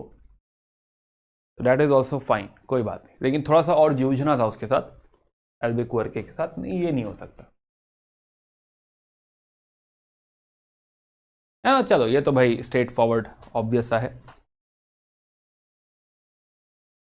चलिए 5 और सेकंड टिक करिए भाई।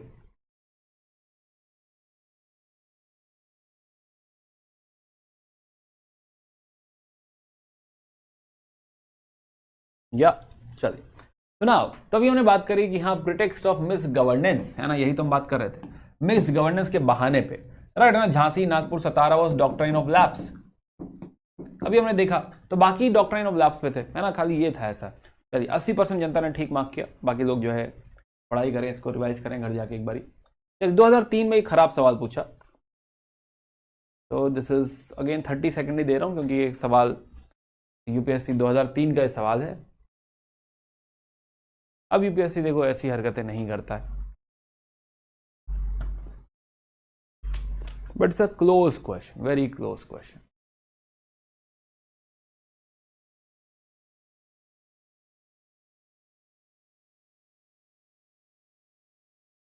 है ना, थोड़ा खराब सवाल मानता हूं मैं।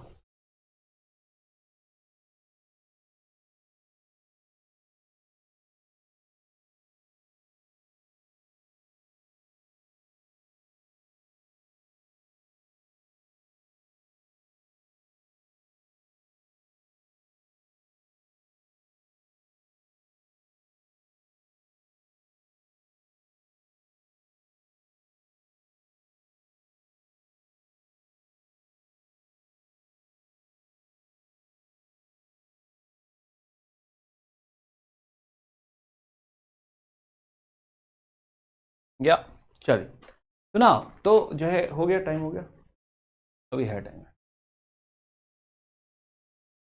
नहीं हो गया, ओके। तो हमें याद आया कि हाँ सबसे पहले कहानी सतारा से शुरू हुई थी, तो 3 तो पहले होना चाहिए, तो 50% चांसेस है कि हम ठीक मार ले जाएंगे। अब झांसी, सांबलपुर, देखो अगेन अभी हमने जस्ट पढ़ा हुआ है, तो ठीक है, हो सकता है आपको याद हुई बात, राइट है ना। लेकिन हाँ ऐसा क्रोनोलॉजी हम रटेंगे।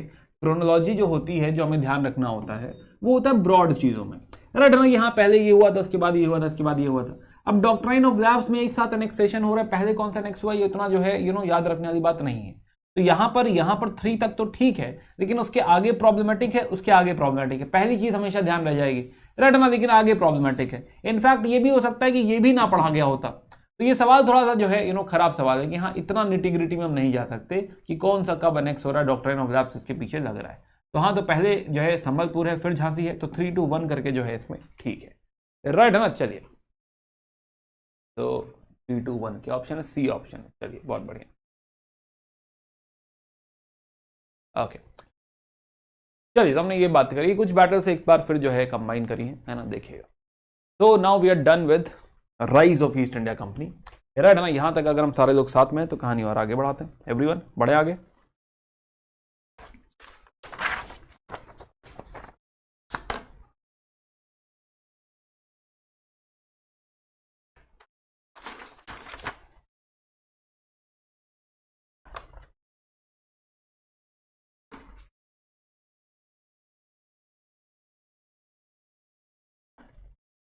या चलिए, तो नाउ, तो अब हम जो करने जा रहे हैं, राइट है ना, लेट्स अंडरस्टैंड दिस।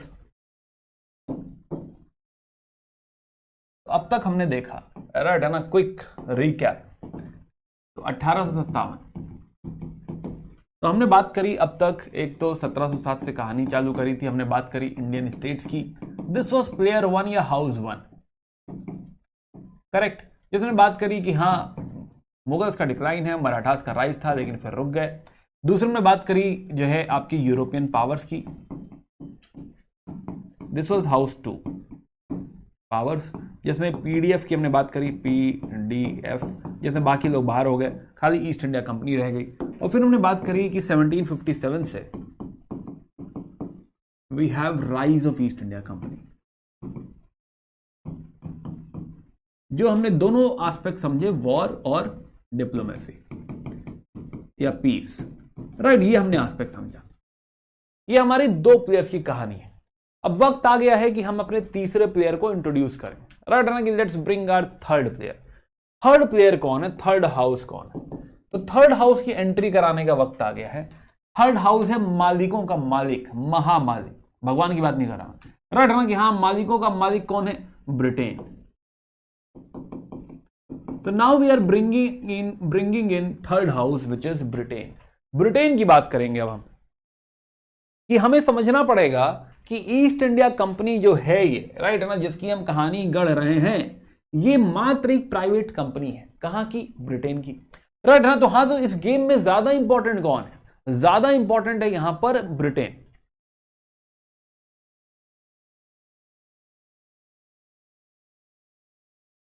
बारह बजे टेस्ट है।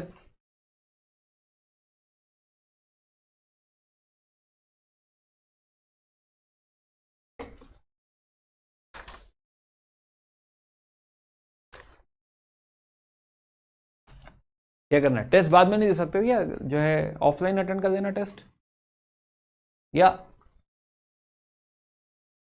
ब्रिटेन एंटर नहीं करवाएं? क्या मन है? चलो एक पोल कर लेते हैं। पोल सवाल है,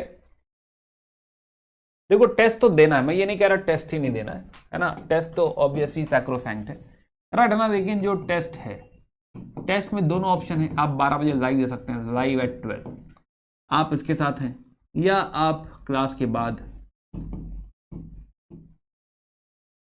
टेस्ट दे देंगे, जैसा आप लोग डिसाइड करें। I am okay with this, right है ना।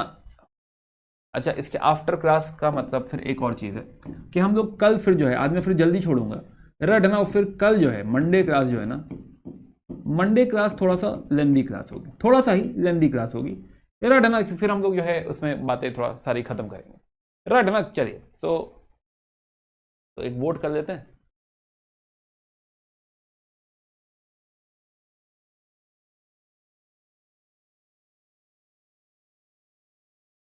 देखो 12 बजे तक मैं कंटिन्यू तो कर सकता हूँ, वो फाइट नहीं है, लेकिन पॉइंट ये है कि जब टेस्ट है तो थोड़ा सा फिर आप रिविजिट करेंगे।